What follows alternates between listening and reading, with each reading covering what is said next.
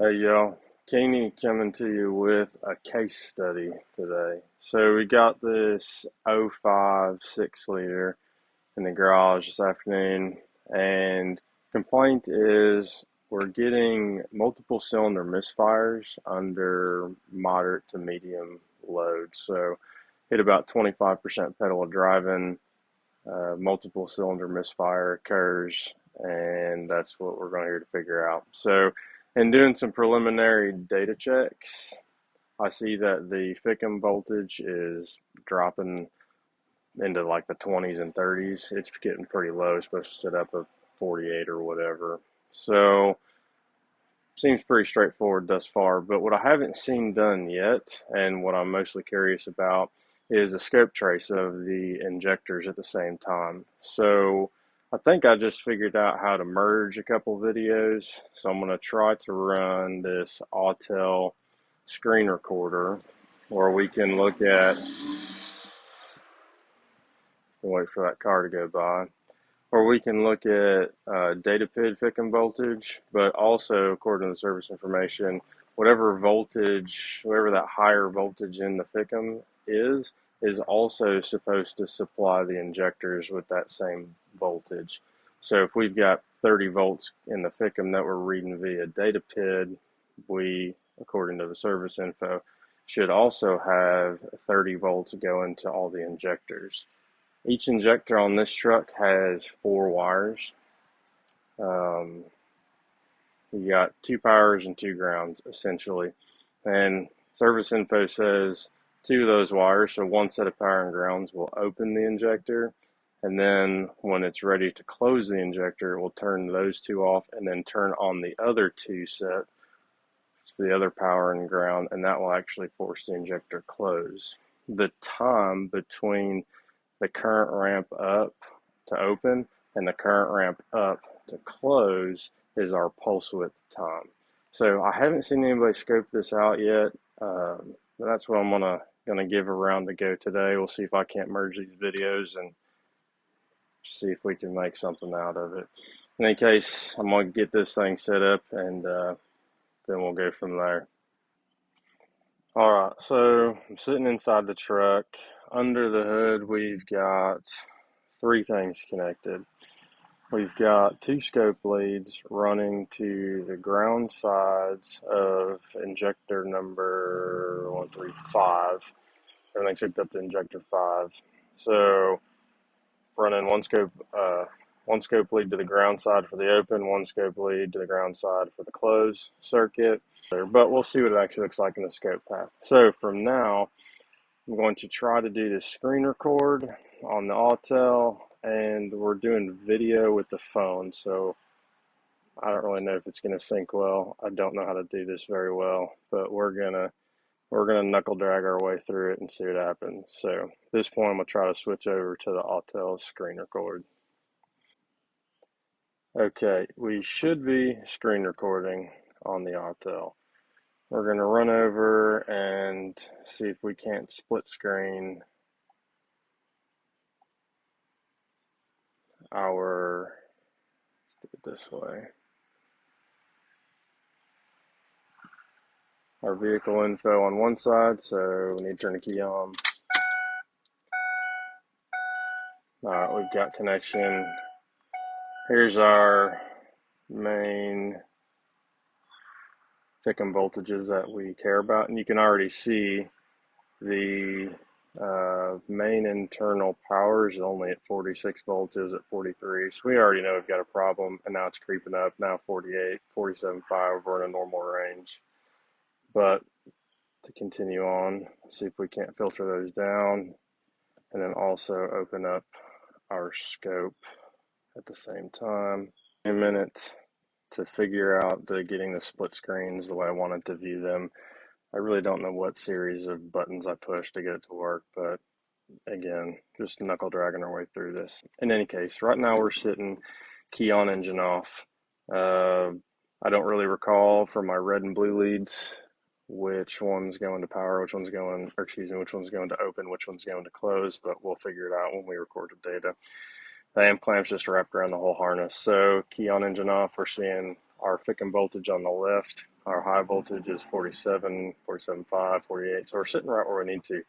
But when we go ahead and fire this thing up, it'll probably get noisy, but we're going to watch and see how close our FICM voltage in the data trace is going to align with our opening and closing voltages on the scope trace.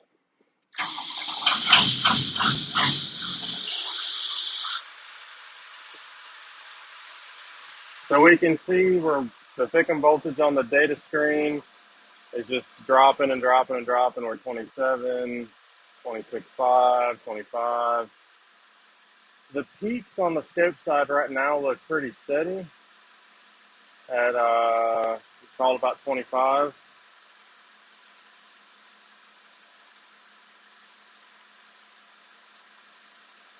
And our current doesn't seem to have changed a whole lot, but we'll see if we can't zoom in there.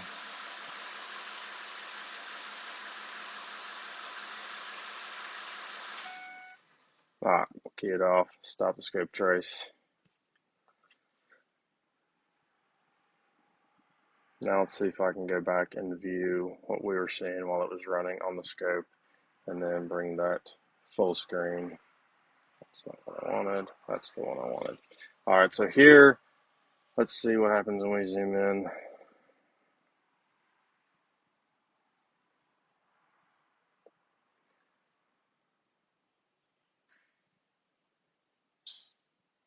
And it doesn't look like my amp clamp's going to be any use whatsoever, so I was just wrong on that, but that's okay. So this is pretty cool to see though.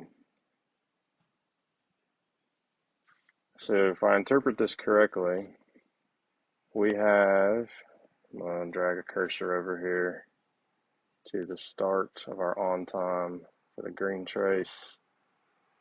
Move that out of the way.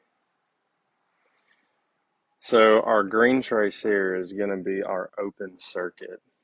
And as soon as we go from our actual voltage on green is pretty low.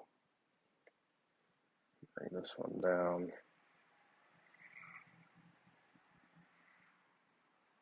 So this says we're only getting 15 volts to the injector. I don't actually know what we're supposed to get because I haven't seen anybody scope this before, but the service info says it's supposed to use that 48 volts to run the injectors. Okay, so I've got the cursors drug in here to our green pattern, which is going to be our opening circuit. So when we see the green line drop to ground, we're powering up to open, and then when we release green and the red comes on and goes to ground, we're powering the closed side. If you look in the lower right hand corner of this scope trace, you can see we're reading at the millisecond level. I don't know why Autel is showing me up here in the upper right why it says there's a delta of 0.0 seconds. I don't know why that also doesn't adjust to milliseconds, but that's what I was looking for when between the last frame and this frame. In any case, we can still look at it based on the scale at the bottom of the screen. So we're at 113.1 milliseconds about for the open, and the close starts at about 114.1 milliseconds. So we've got about a 1 millisecond on time, and we have really about the same for the off time. We got about a 1 millisecond, maybe a 1.2 millisecond off time. So all that to say, to me it's pretty cool the way it controls it, opens and closes by current flow. Seems the current amp clamp was just not working for me today in the way that I had it rigged up, which is fine. It's also a higher amp current clamp, because the smaller one where I'd like to see, I think the service info says these run about 20 amps to open and close the injectors, but that smaller 20 amp current clamp wouldn't fit around the whole harness, so I use the bigger one. Maybe it's just too small to pick it up. I don't know, I'm not that worried about it. In any case, I hope this was helpful to somebody and see the control strategy on how it works. I am concerned about the 14, 15 volts that are going to the injectors. I'm going to retest this after we figure out what's going on, or pretty much replace the FICM and we get our FICM voltage to stay at 48 or 47.5 seems to be okay. Also, once we get that, I'll rerun this trace and then we'll see what type of results that we get. And we will go from there. Welcome back, even though you probably didn't go anywhere. So today is a different day, and we have the new FICM installed on this F250. I'm going to go ahead and swap over to the auto. We're going to see the same screen we got last time. We're going to throw data PID voltages on one side of the split screen and the scope trace on the other side of the split screen. And then we will go through there and see what our results look like. So there we go. Okay, we have the scope pulled up. I'm going to go ahead and play this live. The key is off. Typically, one of the strategies that this FICM and or engine controller will do is when you key on, we should see some activity on these channels. We are still hooked up to injector number 5, but we should see some pulsing of the injectors whenever we key on. So as soon as this scope resets, we'll key it on. There it is. And already looking at these voltages without zooming in too far. Now we're going to pause it. We can see, if you look at the top of the green and the top of the red, they are considerably higher voltages than what we saw previously. But let's move these around a little, get a better idea of what's happening.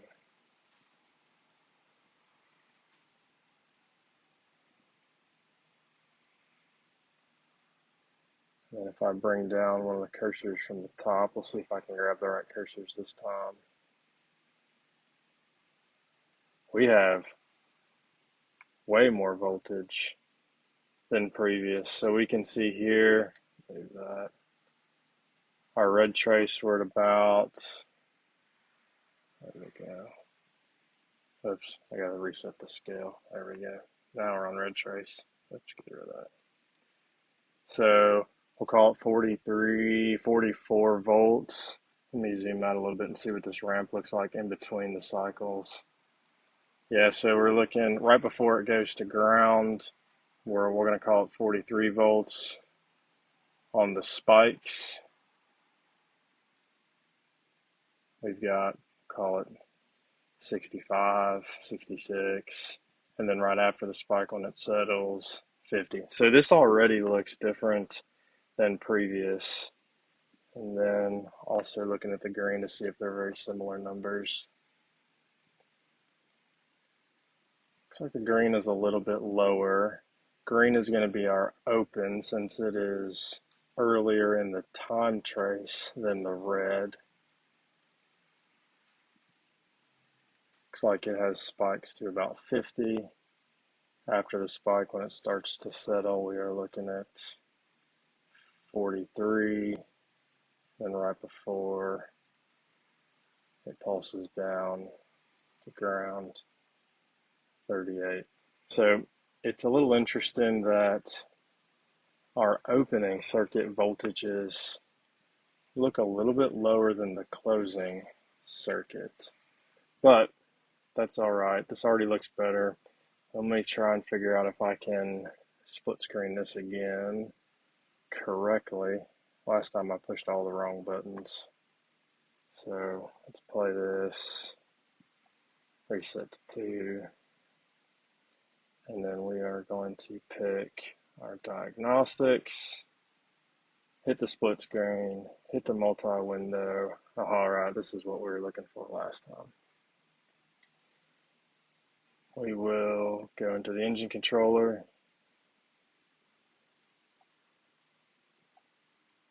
Look at our live data. We will search for our FICM or fuel, so voltages, show selected.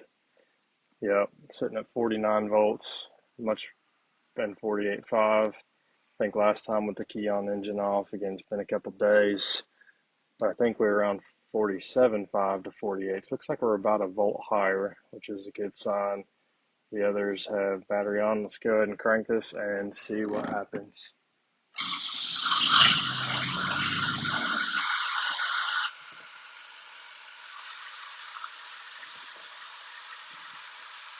Our FICM voltage, the internal, looks much better. I don't see any deviation or creeping down like it was previously. This looks a lot better. I think we're going to call this a fix. There's a few other checks that I'm going to do. I'll talk with the engine off. There's a couple other checks that I would like to do on my own. We're going to take it for a test drive and whatnot.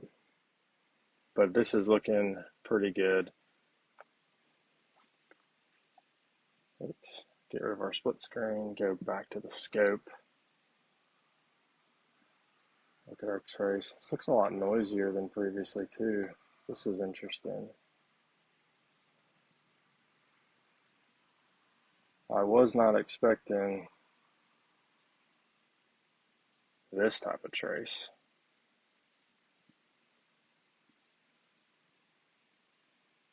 It has a lot of noise in it. Oh, maybe that is just this one event. If I scroll over to the previous, it looks a bit cleaner. So, and then the one before that also looks a bit cleaner. This trace is interesting to me. I was not prepared to look at all of these spikes in the closing circuit.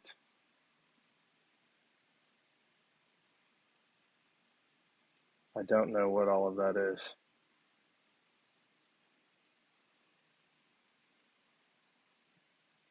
It appears,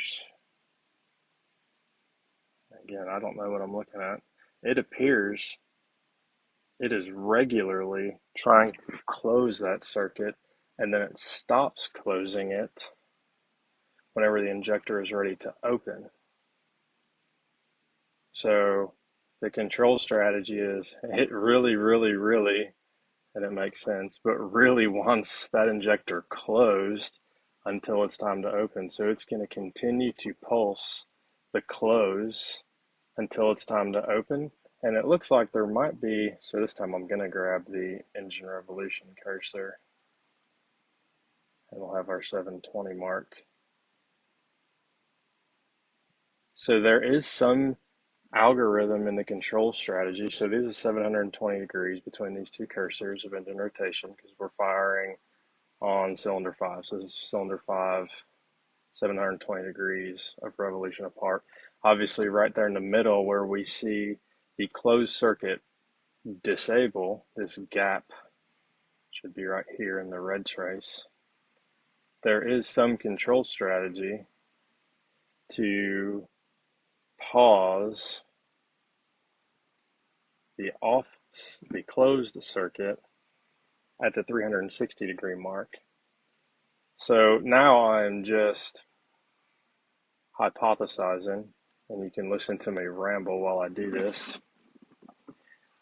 It seems like, well, the fuel injection control module is actually using the crank sensor for the closed circuit. I have no idea if that's accurate, but it does line up with the data. If it's using the crank sensor for the closed circuit, it doesn't know what position the engine's in or what position the cam's in.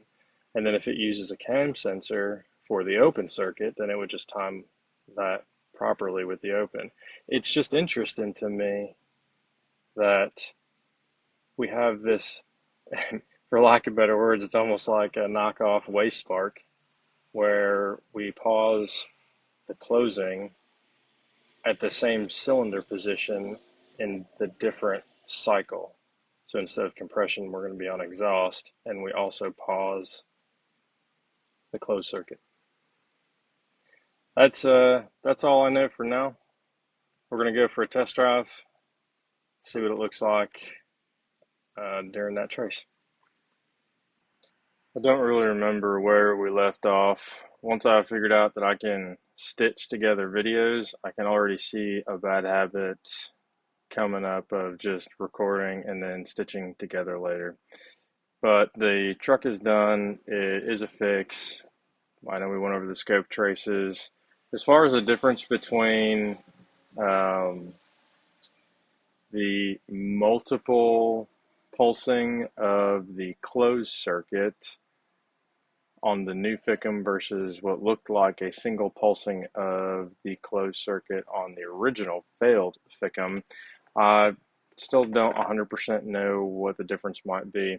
The new FICM came with this nice piece of paper that says it comes with a pre-programmed, already installed. It's got the latest cal, and I don't have to do anything. So it makes sense that there's a new calibration with a new control strategy in the new FICM.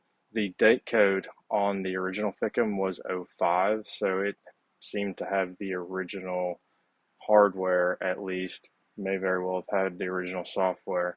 I also don't know if, because we know the FICM was bad, the original one was bad, was it not continually closing the injector like it was calibrated to do? Or is that just a strategy of the new cal? I have no idea. What I do know is that FICM voltage is steady 48, 49 while we're driving. The vehicle doesn't misfire. It drives like it's supposed to. And yeah, I'm going to call that a fix. Hope this was helpful for somebody. I don't really know what kind of other info or humor or information or knowledge you can gather from this video, but take from it what you can, and we will see you in the next one.